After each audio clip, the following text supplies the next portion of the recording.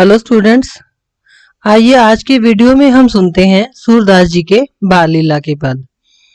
बच्चों, पिछले वीडियो में जब साहित्यिक परिचय हमने किया था तो उसमें भी मैंने आपको बताया था कि सूरदास जी ने कृष्ण की बाल लीलाओं का बड़ा ही सुंदर चित्रण किया है। तो उसमें से कुछ पद आज मैं यहाँ पर लेकर आई हूँ। नंद राई के नवनिधि आई, कि नंद बाबा के घर जब कृष्ण का जन्म हुआ तो सूरदास जी उसका वर्णन करते हुए कहते हैं कि नंद बाबा के घर 9 निधियां आ गई हैं, यानी कि उनका घर पूरा संपन्न हो गया है। ठीक है ना। माथे मुकुट, कि कृष्ण के छोटे से कृष्ण के माथे पर मुकुट है। श्रवण मतलब कान। मणि कुंडल, कानों में मणियों से जड़े हुए कुंडल हैं। पीत मतलब पीला, और वसन मतलब वस्त्र। कृष्ण ने पीले वस्त्र पहने हुए हैं। भुज चारी सुहाई, और उनकी 4 भुजाएं बड़ी ही सुंदर लग रही हैं। बाजत ताल मृदंग जंत्र गति, चरची अर्गजा अंग चढ़ाई, कि चारों ओर संगीत के वाद्य यंत्र बज रहे हैं। मृदंग भी एक वाद्य यंत्र होता है। कि चारों ओर संगीत की मधुर ध्वनियां बज रही हैं। चरची अर्गजा अंग चढ़ाई, और उन्होंने अपने शरीर पर चंदन का लेप लगाया हुआ है। अछत दूब लिए ऋषि ठाड़े। अछत मतलब चावल, दूब मतलब जो ग्रास होती है, पवित्र कामों में हम हरी घास का यूज करते हैं ना, प्रयोग करते हैं। उसको दूब बोलते हैं, जो दूब वाली घास होती है। कि जो ऋषि लोग हैं वो उस कृष्ण का, छोटे से बाल कृष्ण का स्वागत करने के लिए चावल और दूब लेकर खड़े हैं। वारनी बंधन वार बंधाई, और उनके जो द्वार हैं, नंद बाबा के घर के जो वारनी मतलब जो द्वार हैं, दरवाजे हैं, उन पर बंधनवार लगी हुई है। बंधनवार आप समझते हैं कि जो जैसे हम घर का मुहूर्त करते हैं या कोई भी शुभ कार्य करते हैं तो वहां पर आम के पत्ते बांधकर ऐसे दरवाजे पर लगाते हैं। तो आजकल कुछ डेकोरेटिव भी लगाने लगे हैं, उसको बंधनवार बोलते हैं। ठीक है ना। तो कृष्ण के स्वागत में दरवाजों पर बंधनवार लगाई गई हैं। छिड़कत हरद दही ही हर्षत, और जो यशोदा माता है वो क्या कर रही है, दही और हल्दी का छिड़काव कर रही है। और ही मतलब हृदय में, हर्षत मतलब खुश होती है। यशोदा माता खुश होकर दही और हल्दी का छिड़काव कर रही है।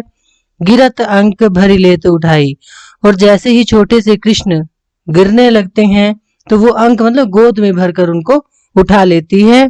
सूरदास सब मिलत परस्पर, दान देत नहीं नंद अघाई। तो सूरदास जी कहते हैं कि सब लोग आपस में मिल रहे हैं, यानी कि एक दूसरे के गले मिलकर एक दूसरे को बधाई दे रहे हैं।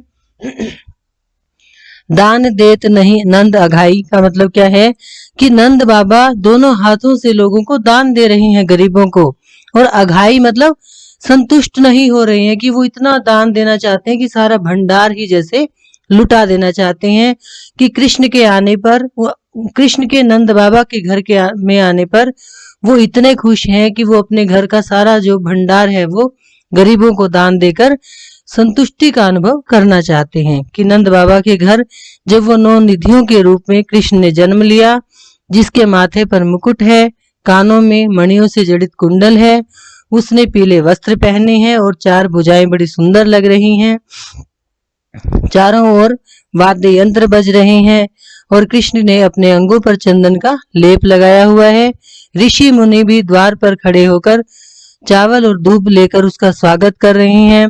द्वारों पर, दरवाजों पर बंधनवार बंधी हुई हैं। यशोदा माता अपने हाथ में दही और हल्दी लेकर छिड़काव कर रही है और मन ही मन में बड़ी खुश हो रही है। और जैसे ही कृष्ण थोड़ा गिरने लगते हैं तो वो उसको गोद में उठा लेती है। सूरदास जी कहते हैं कि सब लोग आपस में मिलकर एक दूसरे से को बधाई दे रहे हैं, और नंद बाबा दान देते हुए संतुष्ट नहीं हो रहे हैं। नैकु गोपाल ही मोको देरी। अब देखिए दूसरा दृश्य क्या है, कि जैसे सारी जो गोपियां हैं, जो ब्रज की स्त्रियां हैं, वो वहां इकट्ठी हो गई हैं और छोटे से कृष्ण को अपनी गोद में लेकर खिलाना चाहती हैं।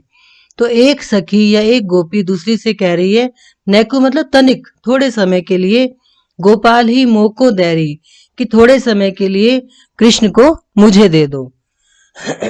देखो वदन कमल नीके करी, देख लूं वदन मतलब मुखड़े को, कमल जैसे, नीके मतलब थोड़ी देर के लिए, कि थोड़ी देर के लिए मैं भी कृष्ण के कमल जैसे मुखड़े को देख लूं। ता पाछे तू कनिया लहरी, कनिया मतलब गोदी में, उसके बाद तू कृष्ण को अपनी गोद में ले लेना। अति कोमल कर वदन सरोरु, कि कृष्ण के जो हाथ हैं वो बड़े कोमल हैं, और जो वदन मतलब जो चेहरा है वो भी कमल के समान सुंदर है। सरोरुह मतलब सरोवर में पैदा होने वाला कमल। अधर दसन नासा सोहरी, अधर मतलब होठों पर, दसन मतलब दांत, और नासा मतलब नासिका, सोहे मतलब सुशोभित हो रहे हैं, कि उसके चेहरे पर उसके होठ, उसके दांत और उसकी नासिका बड़े ही सुंदर लग रहे हैं।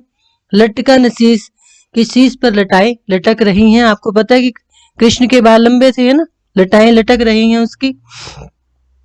कंठ मणि भ्राजत, कंठ मतलब गले में, मणि की जड़ी हुई माला, कि गले में मणियों से जड़ी हुई जो माला है वो बड़ी सुंदर लग रही है। मनमत कोटि वारने गहरी, मन मतलब कामदेव, कोटि मतलब करोड़ों, वारने मतलब न्यौछावर, कि कृष्ण इतने सुंदर हैं कि उनके सौंदर्य पर करोड़ों कामदेव भी न्यौछावर हो जाते हैं। वासर निशा विचारती हो सखी, वासर मतलब दिन और निशा मतलब रात्रि, विचारती हो सखी कि हे सखी मैं दिन और रात ये सोचती हूँ, यही सुख कबहू न पायो मैरी, कि ये सुख मैंने पहले कभी प्राप्त नहीं किया। कौन सा सुख? कृष्ण को अपनी गोद में लेने का। निगमनी धन सनकादिक सरबस, बड़े भाग्य पायो हैं तेरी, और वो यशोदा माते से कह रही हैं कि ये जो वेदों में जिसका गुणगान होता है, और सनक आदि ऋषि सर्वस्व, सर्वस्व मतलब सर्वस्व ऋषि जिसका गुणगान करते हैं, वो कृष्ण तुम्हारे घर में पैदा हुआ है। हे यशोदा माता तू बड़ी ही भाग्यशाली है। जाको रूप जगत के लोचन, कोटि चंद्र रवि लाजत भैरी, देखिए जिसके सामने सारा जो संसार है, मतलब जो उसके जो लोचन है जिस, और उसका जो सौंदर्य है, उसके सामने करोड़ों, कोटि मतलब करोड़ों, चंद्रमा और रवि यानी सूर्य, चंद्रमा और सूर्य लाजत भैरी की लज्जा का अनुभव करने लगते हैं, कि जिसका सौंदर्य और जिसके नेत्रों को देखकर करोड़ों चंद्रमा और सूर्य लज्जा का अनुभव करने लगते हैं। सूरदास बलि जाई जसोदा, सूरदास जी कहते हैं कि यशोदा माता ऐसे कृष्ण पर बलिहारी जाती है। गोपनी प्राण पूतना बैरी, कैसा कृष्ण? जो गोपियों का प्राण है और पूतना का वैरी है। ये आपको पता है कि गोपियों से कृष्ण प्रेम करते थे, और पूतना नामक राक्षसी जो उसको मारने के लिए आई थी उसका उन्होंने वध कर दिया था।